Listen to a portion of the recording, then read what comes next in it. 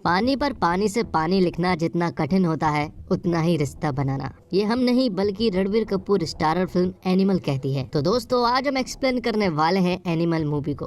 तो वीडियो शुरू करते हैं, और अगर वीडियो अच्छा लगे तो वीडियो को लाइक जरूर कीजिएगा, और इसी तरह के वीडियोस पाने के लिए आप हमारे चैनल को भी सब्सक्राइब कीजिएगा ताकि आपको इसी तरह के लेटेस्ट और फ्रेश कंटेंट मिलते रहे। तो फिल्म की कहानी शुरू होती है और हम रणविजय को देख पाते हैं जो कि कुछ दिन पहले ही अमेरिका से लौटा है। दरअसल कल उसके पिता मतलब कि बलबीर सिंह राणा का जन्मदिन है, इसलिए रणविजय अमेरिका से यहाँ पर आया है। तो यहाँ पर आने के बाद उसकी मुलाकात होती है गीतांजलि से, और विजय को मालूम चलता है कि गीतांजलि की 2 दिन के बाद शादी होने वाली है, जबकि विजय जो है वो गीतांजलि को बचपन से पसंद करता है। तो यहाँ पर विजय गीतांजलि को पुराने जमाने के कुछ अल्फा मेंस की कहानी बताता है, और ये समझ लीजिए ये कहानी सुनने के बाद गीतांजलि का पूरी तरह से ब्रेन वॉश हो जाता है। दरअसल विजय जो है वो गीतांजलि से शादी करना चाहता है, और ये बात गीतांजलि के भाई को भी विजय ने बता दी थी, और विजय ने उसके भाई को ये भी कह दिया था कि गीतांजलि भी मुझसे प्यार करती है और वो शादी वाले दिन ही मेरे पास आ जाएगी। अब आगे हम देखते हैं कि विजय के पापा मतलब बलबीर सिंह का जन्मदिन है, और बलबीर सिंह आज 60 साल के होने जा रहे हैं। तो अब मैं आपको विजय की फैमिली से इंट्रोड्यूस कराता हूँ।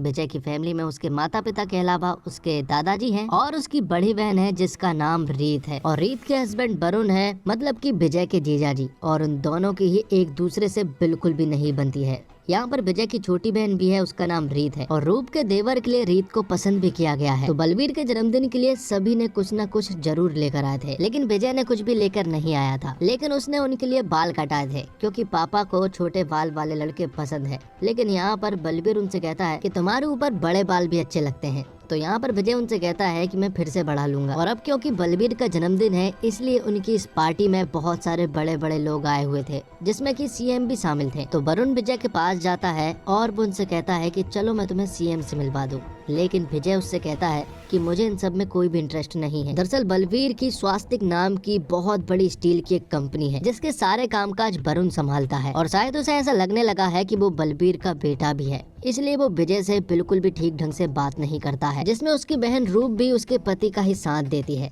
तो यहाँ पर विजय और वरुण के बीच में एक सॉलिड झगड़ा हो जाता है। तो रूप विजय से वरुण को सॉरी कहने को कहती है, लेकिन विजय बिल्कुल भी नहीं मानता है। जिसके बाद कहानी फ्लैशबैक में पहुँच जाती है जब रूप कॉलेज में थी और विजय स्कूल में था। तो कॉलेज में रैगिंग चला करती थी, इस वजह से रूप तंग आ चुकी थी, उसे लड़के छेड़ा करते थे। तो परेशान होकर उसने बार बार अपने पिता को कॉल किया, लेकिन उन्होंने कॉल नहीं उठाया। और जब ये बात विजय को मालूम चली तो वो तुरंत ही कॉलेज चला गया, जहाँ पर कि उसके हाथ में गन भी थी और उसने वो गन चला भी दी थी। जिसके बाद वो लड़के भी मिल गए थे जो कि रूप को तंग किया करते थे। तो विजय ने उन लड़कों को अच्छे से सबक सिखा भी दिया था। जिसके बाद विजय जब अपने घर पहुँचता है तो उसके पिता उसकी धुलाई कर देते हैं, क्योंकि विजय ने कॉलेज में गन लेकर चला गया था और वहाँ पर उसने फायर भी की थी, जिस वजह से बलबीर यहाँ पर विजय को बहुत मारता है। और इसी चीज से तंग आकर यहाँ पर बलबीर जो है वो विजय को अमेरिका के एक बोर्डिंग स्कूल में डाल देते हैं। अब कहानी फिर से प्रेजेंट में आ जाती है, जहाँ पर कि अपने जीजाजी से झगड़े वाली बात जो है बलबीर को भी मालूम चल चुकी थी, इसलिए वो अपने बेटे मतलब कि विजय से बात कर रहे थे। लेकिन यहाँ पर बात नहीं हो रही थी, बल्कि उनके बीच में भी झगड़े चालू हो चुके थे, और बातों ही बातों में विजय यहाँ पर बलबीर से उल्टी सीधी 2 बातें बोल देता है, जिस वजह से बलबीर फिर से विजय को एक थप्पड़ लगा देता है और उसे अपने घर से जाने को कहता है। तो विजय जब जा ही रहा होता है और जब वो अपने घर के गेट पर पहुँचता है तो उसे वहाँ पर गीतांजलि मिलती है। दरअसल गीतांजलि ने अपनी शादी तोड़कर यहाँ पर विजय के पास आ गई थी। तो विजय गीतांजलि को लेकर अपने पापा के पास जाने लगता है, लेकिन वो एक जरूरी मीटिंग में बिजी थे। दरअसल यहाँ पर सीएम साहब आए हुए थे, इसलिए वो एक जरूरी मीटिंग में बिजी थे। तो इस वजह से विजय और गीतांजलि को कुछ देर वेट करना पड़ता है। जब वो अंदर जाते हैं और विजय उन्हें बताता है कि ये गीतांजलि है और मैं इसे शादी करने वाला हूँ, तब यहाँ पर बलबीर कोई भी जवाब नहीं देते हैं, और फिर थोड़ी देर के बाद वो उठकर यहाँ से चले जाते हैं, जो देखकर विजय को बिल्कुल भी अच्छा नहीं लगा था। जिसके बाद विजय जो है वो गीतांजलि की फैमिली के पास पहुंच जाता है। दोनों ही पूरी फैमिली के सामने बैठे हुए थे, और गीतांजलि ने अपनी पूरी फैमिली को बता दिया था कि वो एक दूसरे से प्यार करते हैं और अब वो जल्द ही शादी करने वाले हैं। इसलिए वो लोग यहाँ पर परमिशन लेने के लिए आए थे, लेकिन वो लोग इस शादी के पूरी तरह से अगेंस्ट थे। तो गीतांजलि की फैमिली यहाँ पर बहुत कुछ बोली जा रही थी और जब वो लोग गीतांजलि से बोलने को कहते हैं तो वो लोग किस करने लगते हैं, जिसके बाद वो गीतांजलि को लेकर अपने प्राइवेट जेट में जाता है, क्योंकि ना तो गीतांजलि की फैमिली सपोर्ट कर रही है और ना ही विजय की फैमिली वाले। इसलिए विजय अपने प्राइवेट जेट से एक खूबसूरत जगह पर जाने लगता है। तो इस प्राइवेट जेट में दोनों ही बहुत ही अच्छे खूबसूरत पल बिताते हैं,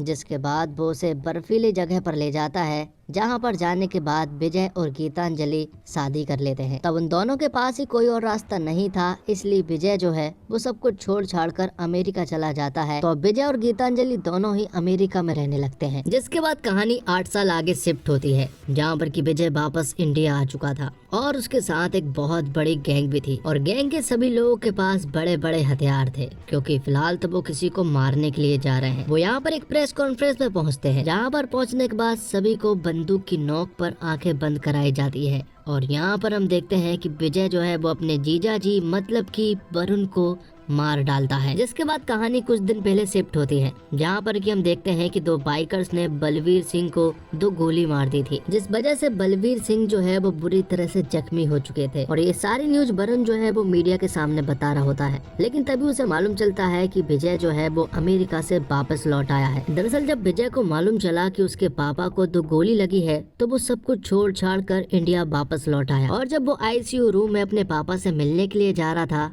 तभी वरुण उसे रोक देता है और कहता है कि अभी बहुत सारे वीआईपी गेस्ट हैं जो कि तुमसे पहले बलवीर सिंह से मिलेंगे। तो वरुण यहाँ पर विजय से बहुत सारा वेट करवाता है, जिसके बाद वरुण जब अंदर जाता है और अपने पापा से मिलता है तो बलवीर सिंह ने यहाँ पर विजय को पूरी तरह से माफ कर दिया था और उसकी पूरी फैमिली को एक्सेप्ट भी कर लिया था। बलवीर यहाँ पर विजय से कहता है कि जब पहली गोली चली तो मुझे सबसे पहले तेरी याद आई, ऐसा लगा जैसे मुझे हाल ही में तूने पुकारा हो। तब विजय उनसे कहता है कि अब टेंशन लेने वाली कोई भी बात नहीं है, मैं यहाँ पर आ गया हूँ। जिसके बाद विजय अपने दादाजी से मिलता है और दादाजी भी विजय को देखकर बहुत खुश थे, क्योंकि विजय 8 साल के बाद अमेरिका से लौटा था। लेकिन हाल ही में प्रॉब्लम ये है कि स्वास्थ्य कंपनी जो है वो बंद पड़ चुकी है और वर्कर्स भी काम नहीं कर रहे थे, इसलिए विजय जो है वो कंपनी के सारे वर्कर्स से मिलने के लिए जाता है और विजय ने इस कंपनी में पहली बार कदम रखा था। जिसके बाद वो सारे वर्कर्स से बात करता है और सभी को बताता है कि बलवीर सिंह बिल्कुल ठीक है और वो सभी के सामने ये प्रतिज्ञा भी लेता है कि जिसने भी मेरे पापा के ऊपर गोली चलाई, मतलब कि बलवीर सिंह के ऊपर गोली चलाई, मैं उसे जान से मार दूंगा। तो विजय यहाँ पर एक सॉलिड स्पीच देता है और ये स्पीच सुनने के बाद सारे वर्कर्स फिर से काम करने लगते हैं और ये न्यूज टीवी पर भी आ रही थी। तो ये न्यूज बलवीर सिंह भी देख रहे थे और उन्हें समझ नहीं आ रहा था कि आखिर विजय ये सब क्या कर रहा है। तो विजय को किसी और के ऊपर भरोसा नहीं था, इसलिए वो अपने पिंड जाता है। तो यहाँ पर मैं मालूम चलता है कि विजय के दादाजी जो है वो 3 भाई हैं। तो एक तो विजय के दादाजी हो गए, दूसरे नंबर वाले ये होते हैं और इनके भी बहुत सारे बेटे और पोते हैं और विजय के दादाजी का एक और भाई भी है, लेकिन उसके बारे में मैं आपको बाद में बताऊंगा। तो विजय अपने पिंड आकर अपने भाइयों से मदद नहीं बल्कि उनसे हौसला लेने के लिए आता है, क्योंकि वैसे तो वो दुनिया की सबसे बेस्ट सिक्योरिटी अपने पापा के लिए रख सकता है, लेकिन उसे अपने भाइयों का साथ चाहिए, जिसके लिए वो सभी भाई मान भी जाते हैं। जिसके बाद विजय अपने सभी भाइयों को लेकर अपने पिता के पास जाता है और कहता है कि अब आपके ऊपर जरा सी भी आँच आई तो वो पूरी दुनिया जला देगा। अब क्योंकि बलवीर सिंह के ऊपर अभी भी जान का खतरा था, इसलिए वो अपने पापा को बताता है कि मैंने आपका बॉडी डबल बनाया है, जिसका नाम कैलाश जी है। विजय अपने पापा से कहता है कि आपको कुछ दिन घर पर रहकर ही काम करना होगा, जो भी मीटिंग्स होंगी वो सारी मीटिंग्स कैलाश जी संभालेंगे, क्योंकि उन्हें अभी तक ये मालूम नहीं चल पाया है कि आखिर वो 2 बाइकर्स कौन थे और गोली किसने चलवाई है। जिसके बाद हम आगे देखते हैं कि कैलाश जी जो है वो बुलेट प्रूफ कार से मीटिंग के लिए जा रहे थे, लेकिन तभी अचानक से एंट्री होती है एक विलन की और वो विलन जो है वो कैलाश जी की पूरी कार को घेर लेता है और गोलियां बरसाना शुरू कर देता है, क्योंकि उन्हें तो ऐसा ही लग रहा था कि ये बलवीर सिंह है, जबकि ये तो कैलाश जी थे जो कि मारे जा चुके हैं। ये बात जब विजय को मालूम चलती है तो वो दौड़ा दौड़ा कैलाश जी के पास आता है और अब सभी जगह ये बात फैल चुकी थी कि बलवीर सिंह नहीं रहे। तो यहाँ पर विजय का प्लान काम कर गया था, क्योंकि अगर सचमुच यहाँ पर बलवीर सिंह होते तो अब तक उनकी जान चली गई होती। तो अब सभी लोग कैलाश जी के फ्यूनरल पर इकट्ठे होते हैं और तभी यहाँ पर सभी के सामने बलवीर सिंह आते हैं। उन्हें देखकर सभी लोग शॉक्ड रह गए थे और यहीं पर हम वरुण को भी देख पाते हैं, जो कि उसी विलन से बात कर रहा था जिसने कैलाश जी को मारा है। और यहीं पर हमें मालूम चलता है कि वरुण का फोन टैप हो चुका है और वो जो भी बात कर रहा है वो सारी बात जो है वो यहाँ पर विजय को सुनाई दे रही है। यही वो कारण है जिस वजह से विजय ने वरुण को अगले ही दिन जान से मार दिया था। और ये बात उसने अपनी बहन को भी बता दी थी कि उसने उसके पति को मार दिया है। वो फूट फूट कर रोने लगी थी। तब विजय उससे कहता है कि अगर मैंने तुझे कारण बता दिया तो तेरी आंखों से एक आंसू नहीं निकलेगा। तो यहाँ पर विजय ने रूप को सब कुछ सच सच बता दिया था। अब क्योंकि बलवीर समझकर कैलाश जी के ऊपर इतना खतरनाक अटैक हुआ था,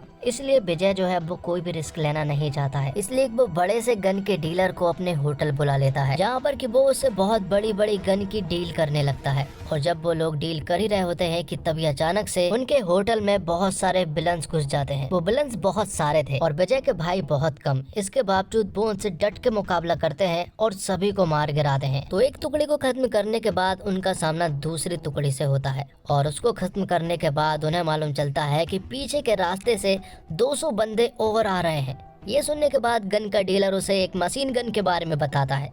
जब वो सभी लोग सामने आ चुके थे तो यहाँ पर विजय जो है वो उस मशीन गन को शुरू करता है और चालू करते ही वो उन सभी लोगों को ढेर कर देता है। लेकिन इसी वजह से विजय को यहाँ पर 6 गोलियां अलग अलग जगह पर लग चुकी थी, जिस वजह से विजय जो है वो पूरी तरह से जख्मी हो गया था और 15 दिनों के लिए कोमा में भी चला गया था। तो 15 दिनों के बाद जब विजय उठता है तो उसे अपनी बॉडी की बहुत सारी प्रॉब्लम्स के बारे में मालूम चलता है। पहली प्रॉब्लम तो ये थी कि उसे कुछ भी सुनाई नहीं दे रहा था। उसका हार्ट पूरी तरह से कमजोर हो चुका था और ना तो वो किसी चीज को टेस्ट और ना ही किसी चीज को स्मेल कर पा रहा था। उसके बचने के चांसेस बहुत ही कम बचे थे। तो डॉक्टर्स ने जवाब दे दिया था कि विजय अब ज्यादा दिनों तक नहीं बच पाएगा। तो विजय की लंबी आयु के लिए सभी लोग हवन भी करते हैं। सभी लोग यही चाहते हैं कि विजय जल्द से जल्द ठीक हो जाए और विजय ठीक तभी हो पाएगा जब उसे हार्ट का डोनर मिल जाएगा। और उनकी फैमिली में पहली बार ऐसा हुआ था कि पूरा का पूरा परिवार पहली बार इकट्ठा हुआ था। तो सभी लोग चाहते हैं कि विजय जल्द से जल्द ठीक हो जाए। जिसके बाद एंट्री होती है फिल्म में नए विलन की, जिसका नाम है इजरार। तो इजरार बोल नहीं सकता है, मतलब कि वो गूंगा है और इजरार की 2 शादियां हो चुकी है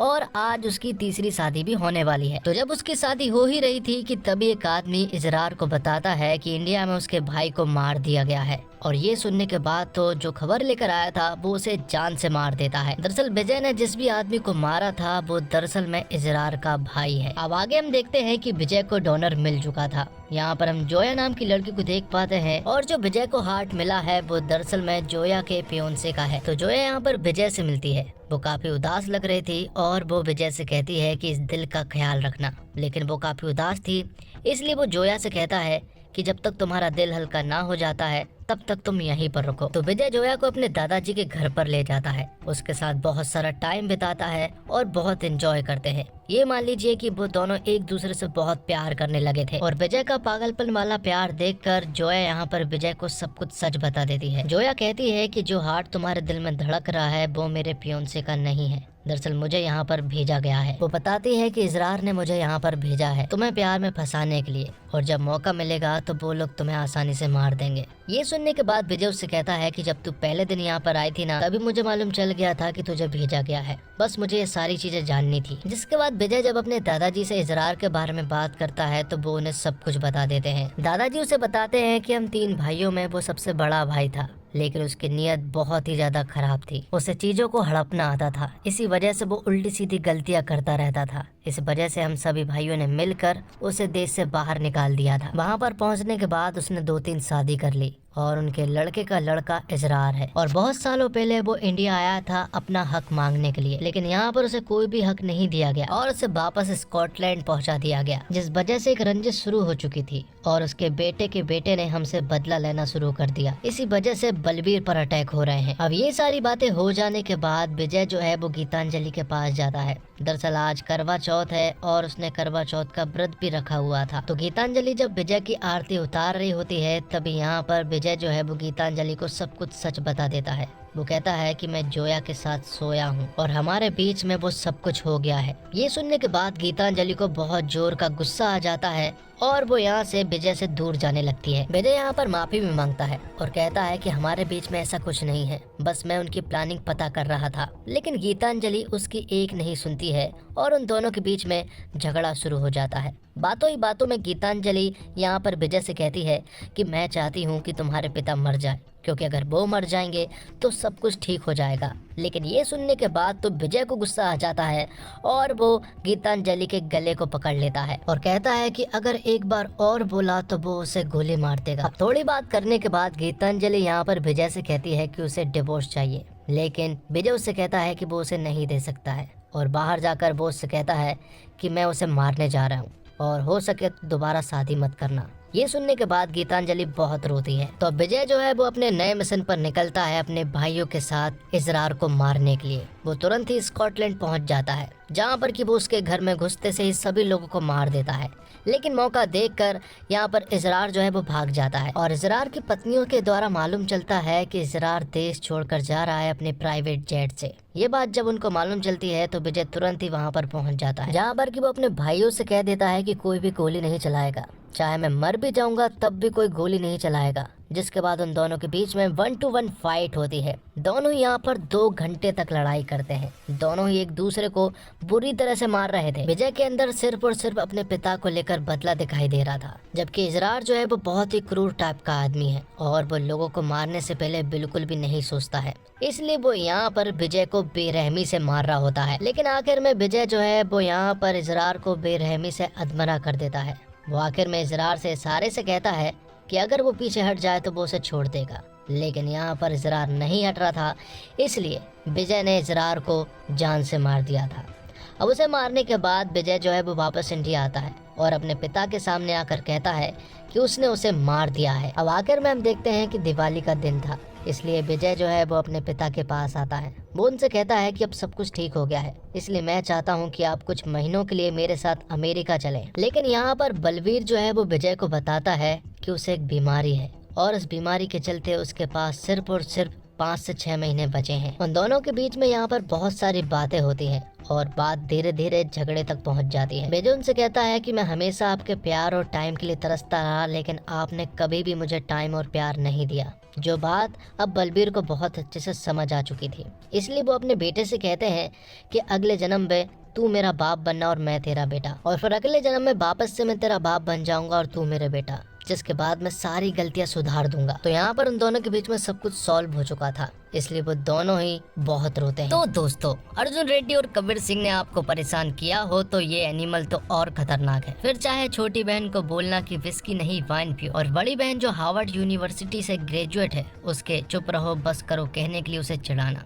एक अमीर बिगड़े लड़के के रूप में रणविजय अपने पिता के बाद खुद को मैन इन चार्ज मानने लगता है। इसलिए अगर घर की महिलाओं को कोई परेशानी होती है तो वह लोगों को सबक सिखाने के लिए कानून तक हाथ में ले लेता है। तो एनिमल में रणवीर के लीड कैरेक्टर का पूरा यूनिवर्स उसके पापा है। वो अपने पापा को बचाने के लिए पूरी दुनिया तक खत्म करने को तैयार रहता है, मगर उसकी हिंसा में बहुत पैशन है। उसे देखकर लगता है कि वो एक मिशन पर है। हर बार वो सिर्फ हिंसा नहीं कर रहा, बल्कि जैसे डेड बॉडी के साथ बाकी दुश्मनों के लिए एक मैसेज छोड़ रहा है। वो अपने पापा पर हमला करने वालों को खत्म तो कर देना चाहता है, लेकिन एक हद के बाद लगता है कि मारना उसका टारगेट है ही नहीं। उसे हिंसा में स्वाद आ रहा है। वो सिर्फ सामने वाले का खून नहीं बहाता, उसकी हर हत्या बर्बरता की एक पेंटिंग है जो वो अपने पिता को गिफ्ट कर रहा है। उसके सिर्फ एक्ट में पाशवता नहीं, वो पशु है जो एनिमल है, जिसे डायरेक्टर संदीप रेड्डी बांगा ने बड़े पर्दे पर क्रिएट किया है।